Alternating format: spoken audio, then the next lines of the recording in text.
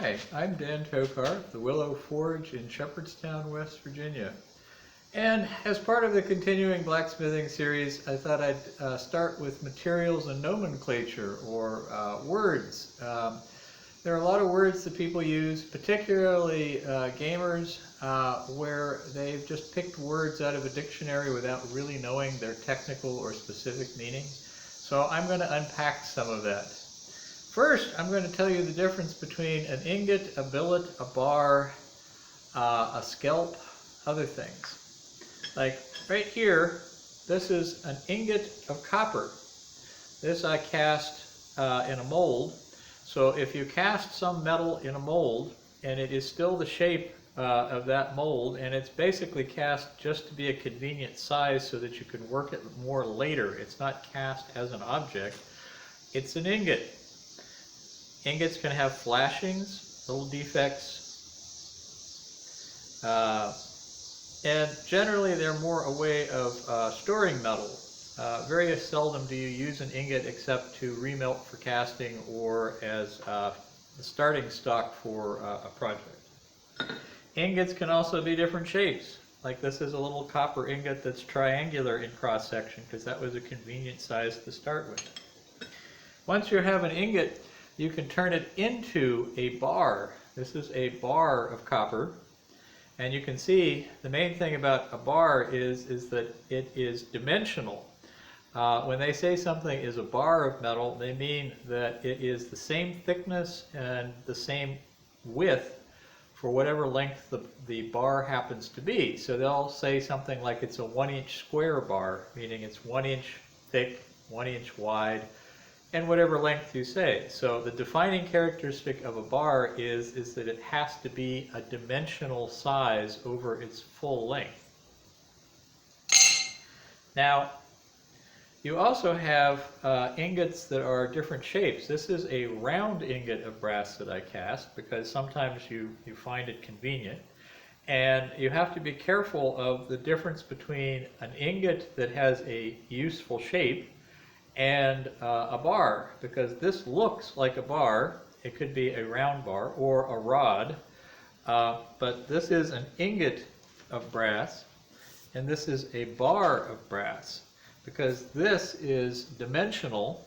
You can see it's got a much smoother finish and it is a particular size. So that is a rod of brass, and this is an ingot of brass that happens to be a round ingot. So this is an ingot, this is a rod. A rod is also sort of a subset of bars, so that being a rod also means that it's a bar as well as being a rod. Those definitions sort of stand for any type of metal. So that's a bar of mild steel. The other thing about people's use of languages is they quite often confuse processes for materials. People talk about wrought iron as if it was a process rather than a material. And wrought iron is basically iron, not steel, and it has a structure to it.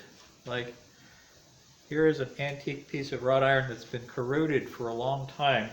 And you can see how it has a grain structure in it. This particular piece of metal is basically just iron with no carbon and a little bit of silica inclusions that, because it was worked, drawn out, have ended up parallel as stringers or grain inside the bar. So that's a piece of wrought iron. Okay? If somebody's made a garden chair, it's not wrought iron, just in the sense of the material. It's made out of mild steel. This bar is mild steel, which means it has a little bit of carbon, no silica in it, no slag inclusions. This is the modern material. Outside of a few very small cases, nobody is manufacturing on a commercial basis wrought iron. There are some people who make iron, basically just plain iron without any carbon or alloys in it, but that's not necessarily wrought iron because it has to have the silica in it to make the grain structure.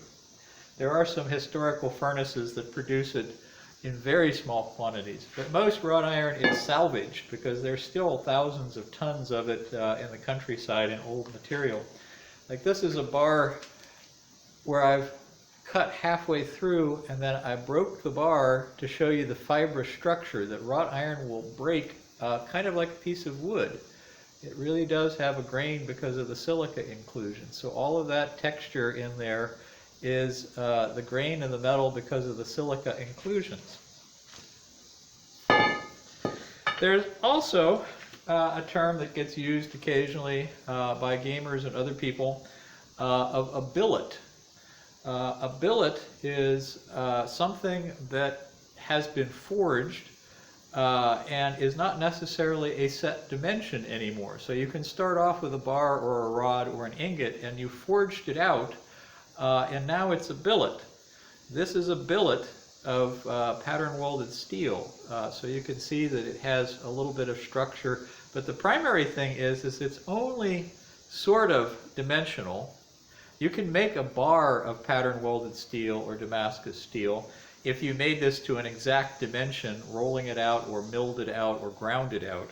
But as forged, it's really a billet, not necessarily a close dimension, and it can have irregularities, and it's generally somewhere in its process toward being some other object at the end. Now there's also scalps. A scalp is generally an assemblage of smaller elements. In this case, it's a bundle of round rods that are forge welded together. And even though this is part of a basket hilt for a little fireplace thing, this part right here, where all of these separate bars are welded into one, is technically a scalp. And scalps were used for all sorts of things. Like if they were making musket barrels or gun barrels back in the old days, they would make a long rod by welding a bunch of smaller things together and drawing that out into a long strip and coiling it around and then forge welding it all together into a hollow tube. Or if you take a flat bar and fold it up into a tube shape, that's a scalp. It'll get welded together and made into a rough tube because, again, it's not necessarily dimensional. It's in process to being something else, some sort of an object. So this is just to try and cut down on the confusion that if I tell you that I'm taking a bar of steel to make a billet, you'll know what I'm talking about. There's lots of other confusing terms or terms that people make confusing by not using them properly. And I'll try and sort that out in further videos. But I know you guys want to actually see all the exciting things of fire and hot sparks moving. But you got to know this stuff, otherwise you'll not know what I'm telling you when you see the exciting parts. Well, anyway, that's all for now. Bye.